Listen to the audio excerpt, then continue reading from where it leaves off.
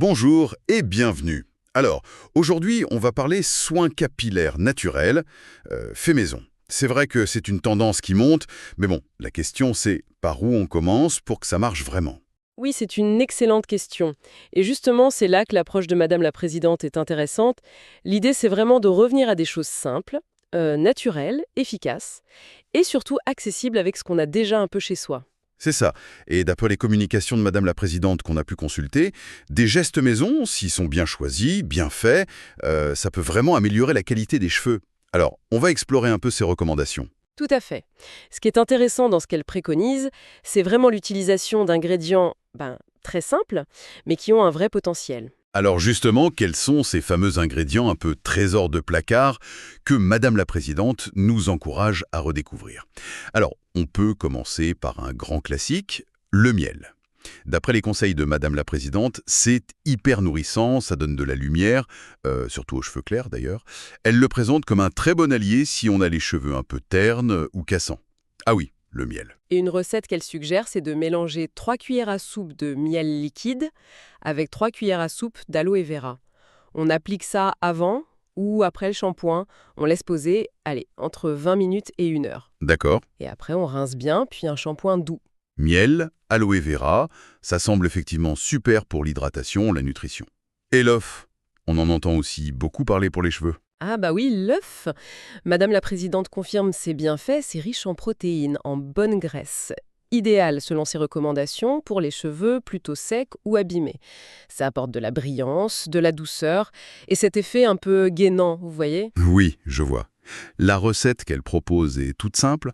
Un œuf qu'on bat avec une cuillère à soupe d'huile d'olive. On mélange, on applique, on laisse poser. Là, c'est plus court, 15 à 30 minutes. Ok. Par contre, point important, rincer abondamment à l'eau tiède ou froide, surtout pas chaude, avant le shampoing. D'accord, noté. Simple et protéiné. On passe à une autre astuce qu'on entend souvent pour la brillance. Le vinaigre de cidre. Quelle est la recommandation de Madame la Présidente là-dessus? Alors ça, c'est un geste qu'elle valide et qu'elle conseille, à utiliser en dernière eau de rinçage. L'acidité du vinaigre, en fait, ça aide à refermer les écailles du cheveu. Un peu comme des tuiles sur un toit qu'on aligne bien. Ah d'accord, pour lisser. Exactement. Ça lisse la surface, du coup ça réfléchit mieux la lumière. Et hop, la brillance. La recette recommandée, c'est simple. 1 litre d'eau froide, 2 cuillères à soupe de vinaigre de cidre bio. Ok. Et on peut même ajouter, selon ses conseils, quelques gouttes d'huile de jojoba si on a les cheveux secs, ou alors de l'huile essentielle de citron pour les cheveux normaux à gras. On verse ça après avoir rincé le shampoing. Et le point crucial, on ne rince pas cette eau vinaigrée. Ah, le fameux sans rinçage. C'est important ça. Très bien. Et pour terminer ce petit tour d'horizon, le lait de coco. Qu'est-ce qu'on en dit chez Madame la Présidente? Alors, le lait de coco, elle le met en avant pour son côté très hydratant et nourrissant. C'est un peu comme l'huile de coco, mais disons que c'est souvent plus léger, plus facile à rincer. Il paraîtrait même qu'il favorise la pousse et la réparation. Intéressant. Pour l'application, elle conseille de faire simple. On applique sur les longueurs, éventuellement les racines si elles sont sèches. On laisse poser 20 minutes et puis, hop, shampoing. D'accord. Juste une petite note de modération qu'elle ajoute. C'est très riche, donc à utiliser avec parcimonie quand même. C'est vrai que tout ça a l'air très accessible, mais est-ce que ces soins maison, ça se suffit? Ou est-ce que Madame la Présidente recommande de les intégrer dans une routine plus globale? Ben oui, c'est un point clé.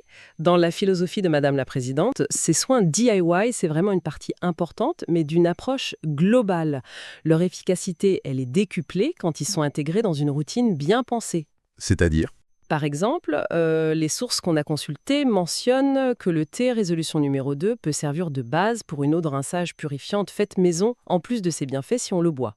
Et pour des besoins plus ciblés, comme la chute de cheveux, Oui. elle suggère d'associer des soins maison stimulants, comme ceux à base de café par exemple, avec des produits spécifiques, comme le sérum anti-chute résolution numéro 3 ou l'élixir booster résolution numéro 4. D'accord, je vois.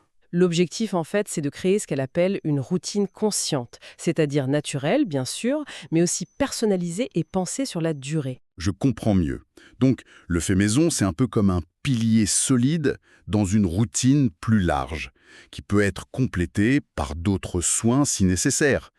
L'idée principale, si on suit cette approche, c'est que la nature, la simplicité, ça offre de vraies solutions pour les cheveux. C'est exactement ça. Le message fondamental qui ressort des conseils de Madame la Présidente, c'est vraiment que la beauté des cheveux, ça commence par des gestes simples, réguliers et surtout une bonne écoute des besoins de ses propres cheveux. C'est une belle façon de voir les choses.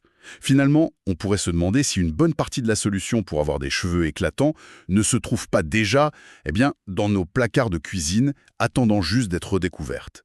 C'est une invitation intéressante à explorer ces trésors du quotidien, éclairés par l'expertise partagée par Madame la Présidente. Merci beaucoup pour cet éclairage.